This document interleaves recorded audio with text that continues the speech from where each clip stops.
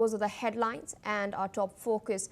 Israel's defense minister has warned that the gates of hell are opening in Gaza after Israeli forces struck the Mushtaha Tower, which is a residential high-rise located in a densely populated area of the city. Now, according to reports, the Israeli military has claimed that the building was being used by Hamas, and it also claims that steps were taken before the strike in order to minimize civilian casualties. However, the building's management has rejected these claims, insisting that Hamas was not operating from the site. This attack comes as the Israeli Defense Forces have announced plans to target additional multi-story buildings in their ongoing campaign to seize control of the Gaza Strip. Meanwhile, Israeli airstrikes have killed at least 44 people in Gaza, including 7 children, on the 5th of September. Now, as per reports, many of these attacks were concentrated in Gaza City. Moreover, on the diplomatic front, US President Donald Trump has stated that Washington is in very deep negotiations with Hamas and has urged the group to release all hostages held in Gaza. Take a look. We're in very deep negotiation with Hamas. We said, let them all out right now, let them all out. And much better things will happen for them. But if you don't let them all out, it's going to be a tough situation. It's going to be nasty. That's my opinion. Israel's choice, but that's my opinion. They got to let them out. You got 20 plus you have about 38 dead people. Young, beautiful, dead people. And I'll tell you, the parents want them every bit as much, almost more, than as if their son or daughter were alive. But you have many dead people that are coming out as part of the deal. It's 20 people, but I think of the 20, there could be some that have recently died, is what I'm hearing. With us on the broadcast is Professor Rohan Gunaratne, international security expert, joining us from Singapore. Thank you for taking our time speaking to us on NewsX World. We've just heard what Donald Trump has had to say.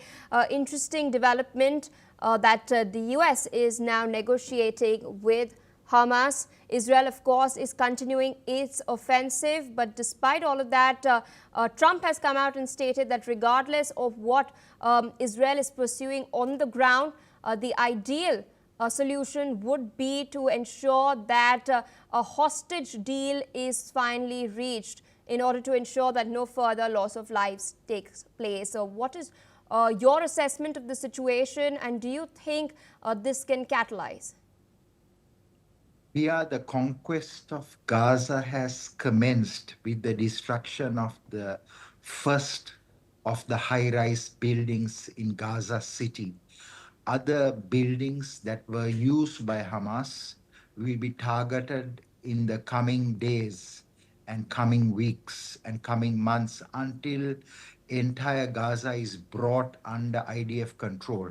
The only way to stop this is to ensure that all the hostages are released. The Israeli Prime Minister, day before yesterday, made a statement that they want Hamas to release all the hostages and also to disarm, and Israel will have security control of Gaza. President Trump and the United States at this point is negotiating through Qatar and Egypt with Hamas to ensure that Hamas release all the hostages and also disarm. If this does not happen, certainly Gaza will be very severely damaged and destroyed, and many innocent people will die in the military operations.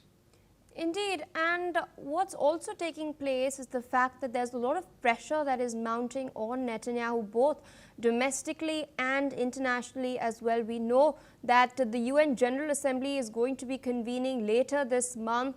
It seems that France and Belgium are going to move a resolution for the recognition of the state of Palestine, which is quite noteworthy. Australia has also expressed its inclination to backing this resolution.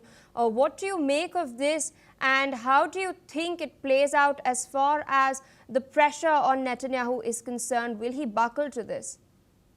A number of Western countries want to recognize the Palestinian state.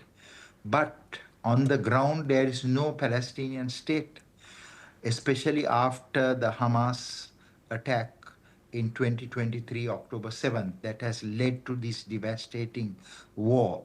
What would have been more intelligent for those Western nations is to ask Hamas to release the hostages and disarm. Otherwise, this terrorist attack that was staged in 2023 will be seen by the world as a reward for Hamas. So what is important is Hamas at this point release the hostages and disarm, because in the 21st century, no group should be permitted to take hostages and civilian hostages as well. So if there is no collective wisdom on the part of the international community, then of course Gaza will remain eternal state of war, and these terrorist groups will exist. For new Middle East to emerge, it is imperative that a two-state solution is created, but